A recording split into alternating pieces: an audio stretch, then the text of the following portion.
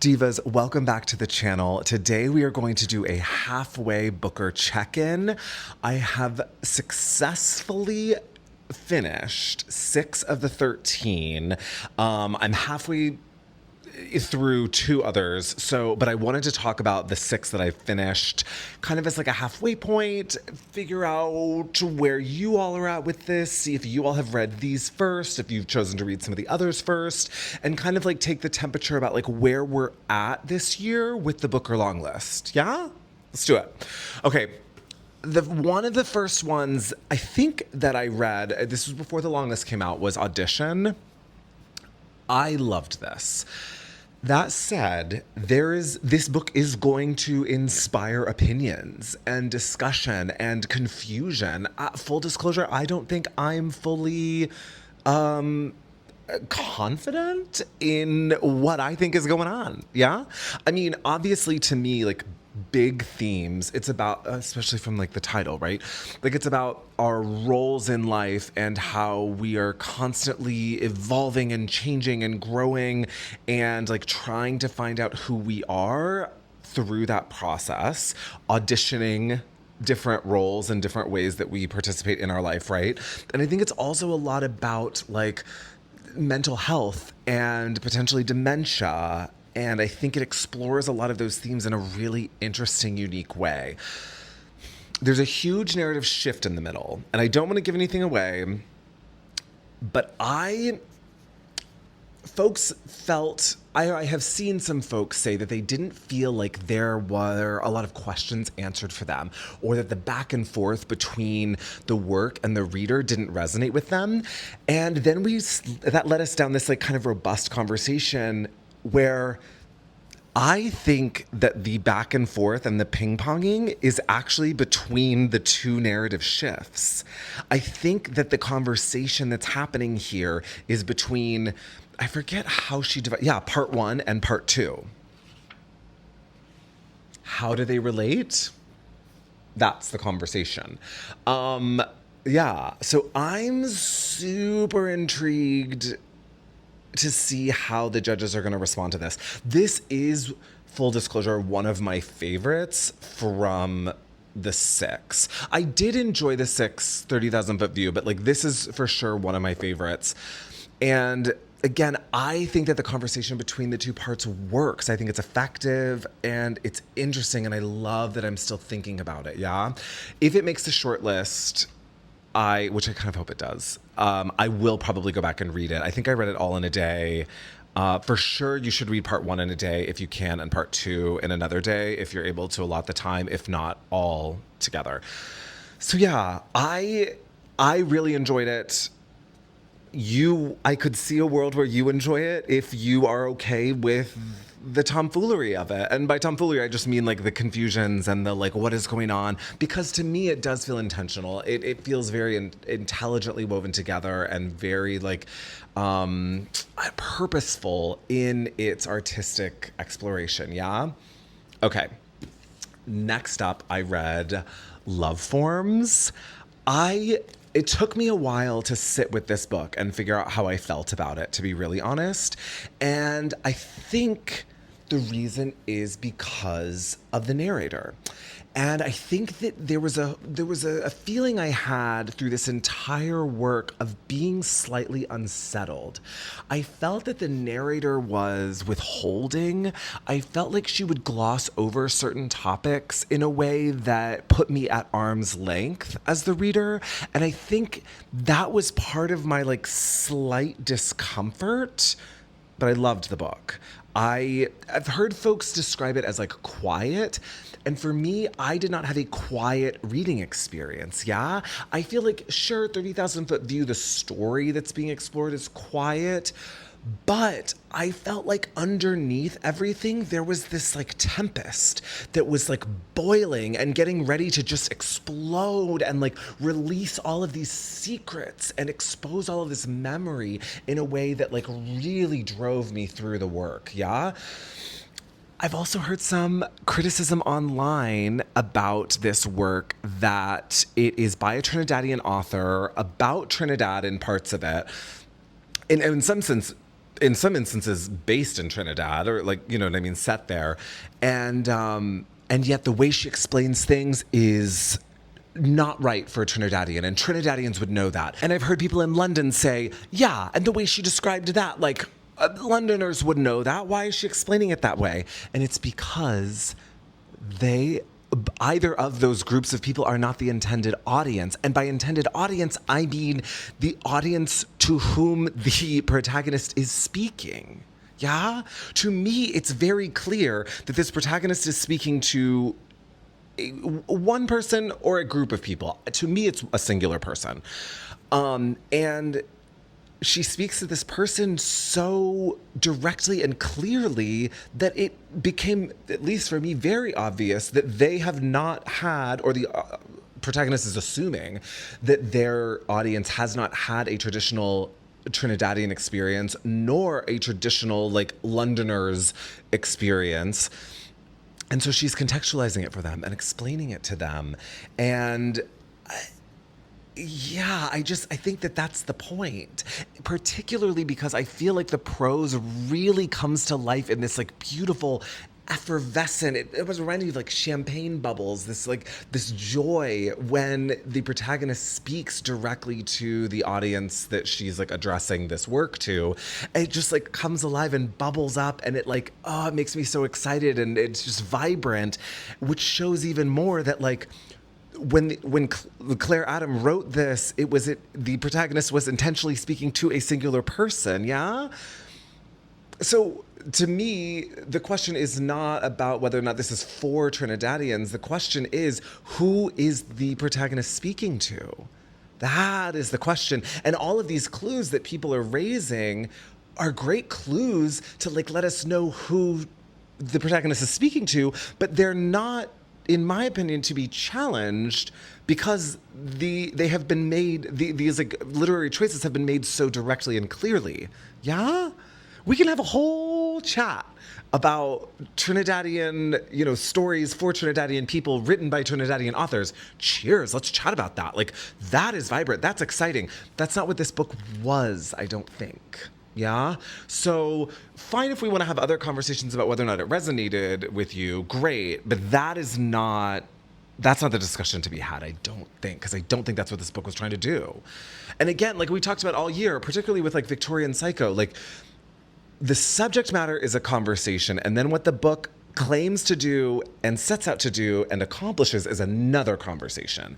And I think that this is very clear about what it set out to do, and it does it successfully. I would be happy to see this shortlisted. And I want to wait until I get through all 13 before I really make a prediction, but there is a world where I could see this shortlisted. Okay, next up, the South. Okay. I buddy read this with, I also buddy read Love Forms with Savage Reads. And we had a relatively similar experience, I think, through Love Forms. And it was an interesting way for us both to consume the work because I think we both pushed back in a variety of ways that helped expose parts of the book to each other through a different lens that really helped it come alive. I loved doing that as a buddy read. Then the South, we also did as a buddy read. And 30,000 Foot View enjoyed it. Listen, can we have a larger conversation about Booker Longlist and its place on that? Sure. Is it one of my top 13? Maybe not. But I did enjoy it. I liked it. I think that there's some valid criticism out there of it. I think that it's, I think that there are parts I would like to have seen done differently, sure. But all in all, I enjoyed myself. I probably will read, it's the first in, I think, a quartet. I probably will read the others. I thought that the way it handled, like, gay coming of age was really nice. Again, revelatory, new, maybe not. But I did think it was handled well. I loved when they discussed, like, the touching. I thought that the touching was so visceral and, like, relatable. It just felt like something that I'd experienced before and put into words in this really cool, beautiful way. Yeah, I did. There, I don't necessarily love that. I think the boys are. Well, I don't know what I want to give away. I mean, I don't want to give anything away. So, listen, there are certain elements that track to some of the relationships in here that kind of give me pause. On, oh, like with the whole like gay umbrella that like I'm not like in love with. To be clear, from like a strictly like U.S. Western lens, to be fair. But yeah. Yeah, again, all in all, I think it was fine. I enjoyed it. I thought some of the prose was just really beautiful. I loved the way he talked about, like, kind of being in the closet or, like, feeling like a safe space amongst the madness and the judgment of the world. I thought that that was really beautifully done. So, yeah, to me, at least in these six, it's not a shortlister for me. Again, loved it enough that like I'm interested to read the other three, but it just for me it didn't really give me what I needed. Okay, Universality. I loved it. And I know that this is very polarizing, at least leading up to the long list. It was very polarizing. And it took me a while. I like put it off a little bit because of that. But I thought it was great. It again breaks with like function, or not function, but it breaks with like traditional form pretty severely. The first half chunk is an article that exists in this world. Yeah, like the first like 50 pages is an article, and then the rest of the work is about folks that are somehow a part of the article or in the article's orbit, and their either response to the article or the response to the subjects within the article. It delves a lot into the like racism to class war pipeline in a really interesting way that I don't think we see discussed a lot.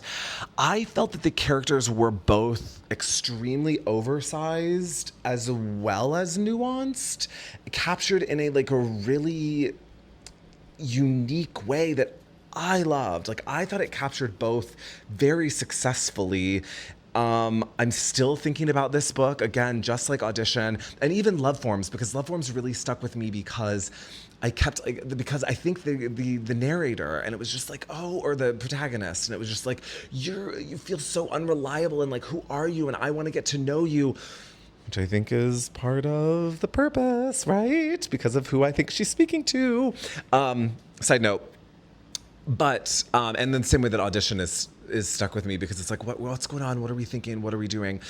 Universality has, because it's like, what are these like giant themes that we're grappling with right now in society, and like where are we culpable, and like what does this all mean? I think it's done in a really interesting way, and I really do feel like the oversized kind of like caricature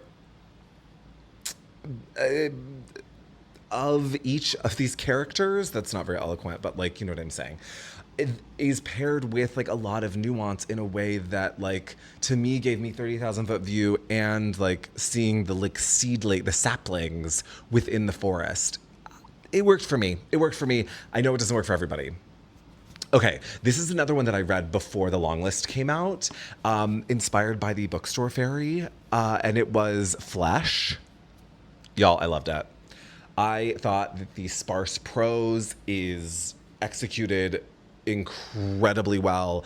I think that the way that this like male is depicted is so, if I think, authentic in his like withholding, and also with like his like double standards of both his own expectations of himself in interpersonal relationships, as well as the like what he's receiving from others in those same relationships.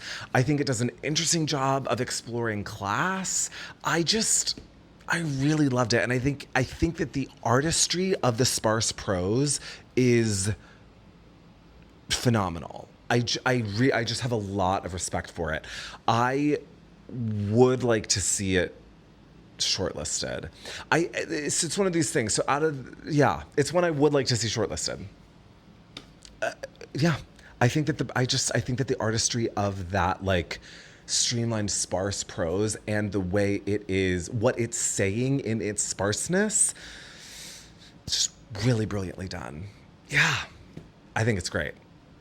Great. And then Flashlight. I also did this as a buddy read with Savage Reads. So, oh yeah, 3 of these. We did Universality, Love Forms, and Flashlight. I enjoyed the buddy read for this for sure. I also read this with one of my book clubs, which is going to be, I'm going to bring that up in a second in terms of like how it kind of shifted my perspective, which I'll leave you a voice note about that later, Simon. I haven't updated you on kind of my like the shifting POV. Because of our schedules, I ended up finishing this one earlier than he did, but it's still been a unique but a very interesting buddy read experience. I did not like Flashlight.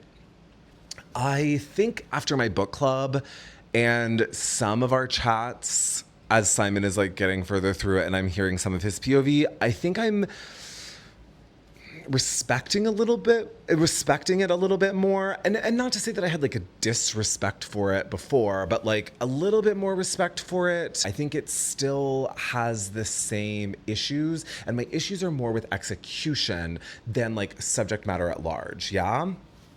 Okay. So first of all, it's split up into, I think, 6 parts. I don't think we need a part 3 at all. Which felt a little frustrating, especially when we skip like massive swaths of plot in like a paragraph break. We'll jump like years in advance with like major life milestones in a paragraph break in a way that just doesn't align with the way other pieces of the book have been explored. Yeah, I think that we spend a lot of dense exploration around some things that are perhaps mundane, and then skip over some like larger events. And I don't think that that's intentional either, right? Because later on we get to some larger events that we like spend some time with. So I don't think that like that's the intentionality or that's the message, right? That it's like the mundane things that matter. I don't think that that's what's coming across. I feel like Tobias, the character, I don't like the way it's written. I think it's very confusing. I don't think it makes a lot of sense. It's just, it starts in one way. I feel like there are lies everywhere and like nothing's resolved. So it's like, well, why? And that's my main problem with it, is that I got to the end feeling like, why? And even after all of these conversations, I'm still left with that. With the rest of these, I understand the why. I was able to take away a solid why, right? Like Flesh, it's why, because it's like insight into the male psyche, right? And an insight in like robust conversation about class, great. Universality, a robust conversation about racism and class and media and our words, like fascinating. The South, the takeaway, right? Why did I read this? Gay coming of age. Have you maybe read it in that way before? Perhaps, but that's the why, right? And interpersonal relationships and the unique nature of family, like that's the why. Love forms, family, the unique nature of family, right? And searching for kind of ourselves and our lost selves and our what ifs. And again, the relationships that we have with people that are either there or not, or imagined, right? Imagined, but like, you know what I mean? Like not physically in our reality. And then Audition, like, part of the why of reading it is figuring it out. Yeah? Why is like perhaps auditioning different theories. Yeah? So it's like those whys are very clear. And the Flashlight, I just didn't get the why, because I understand that all of the characters were perhaps intentionally like unlikable. Okay, that's an interesting book, but I don't feel like it landed us in a place that explored that successfully for me, right? And I'm only speaking for myself, and like some people love this book, and like I would love to hear why you loved it. I'm wrong every day. So this isn't me like creating some sort of like proclamation. There are some other books I would do that about. This is not a proclamation book about it not being good. It's not that. I'm trying to search for the why. Some folks in book club brought up a really interesting point about this. Everyone was kind of like their own island, and like that was kind of mirrored in this like Korean, Japan, China, like everyone being their own separate entity that like has a lot of friction and their own ideas and a lot of like tumult and conflict. And I think that that's interesting in theory. I just don't, again, I don't know. I got to a kind of a why place. And I felt like the end, there's a lot of interesting things and a lot of like plot driven events that happen towards the end that I feel like fall flat without the why for me. I feel like because of some of these elements, we needed to care.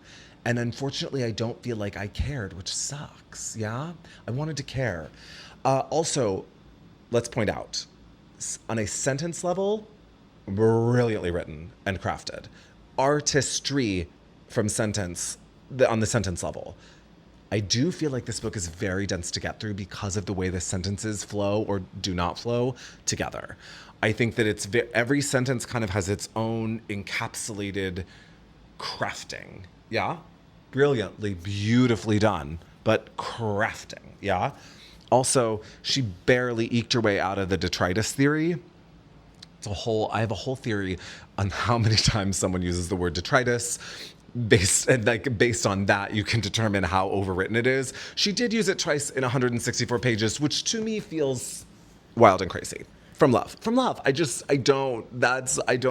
word is a more sparing word, I think. From love. That's a lot. So I do think it's a little overwritten. One thing I didn't love was I felt like when we were exploring characters, the writing really came alive and blossomed and was gorgeous. Then when we got into like the more plot-driven stuff, I feel like the writing suffered. And I just wish we could have maybe found something more in the middle, which is also interesting that my detritus theory, because all the front half, I would argue 30,000 foot view is more character-driven. And then the back half is more plot. So it would make sense that it felt a little less overwritten. But yeah, so that was kind of one of my main kind of like as about it as well. So for me, Flashlight is not a shortlister. But again, some people loved it. So I would love for you all to read it and let me know. This is not a deterrent to not read it. It's just not my vibe.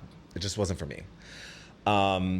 Again, some folks at book club really opened my eyes in terms of like everyone's on their separate island and like the complexities of like the immigrant experience, particularly when some members of the family are like born in different countries, and like the layers of like communication that are lost and like the barriers that will always exist.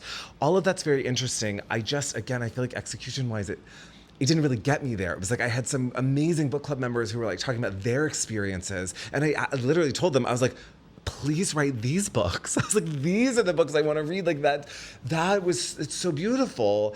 It just didn't, for me, execution-wise, land with Flashlight. So, yeah.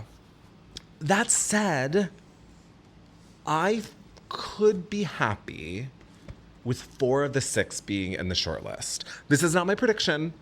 But I'm just like, as we're like slowly weeding these out, right?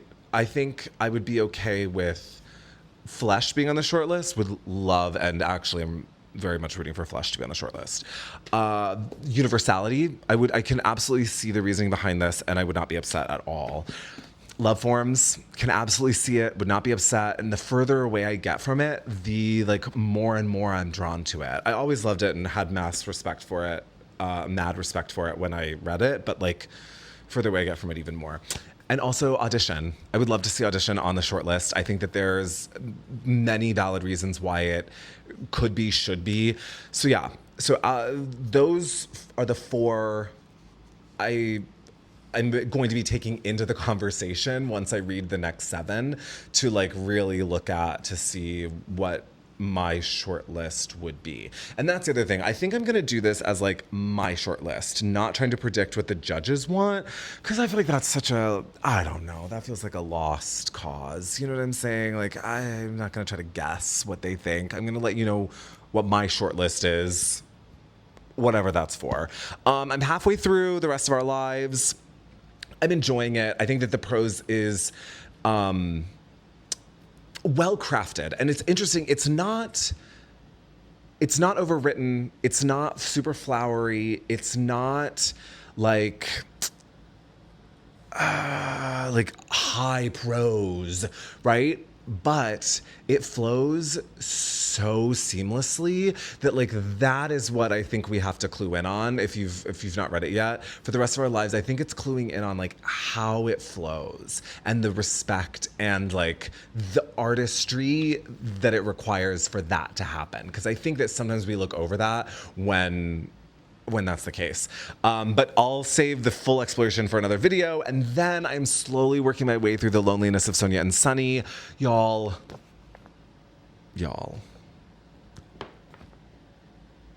I love. I'm going to wait to give my full review, obviously, when I finish it. But I think it's very special. And I have also heard through my little back channel conversations that the author is just a dream and a half, that she is just so wonderful and kind and just like a beautiful human. And we obviously want the best for those types of humans in this crazy wild world, right? So anyways, more on those, but I am enjoying them.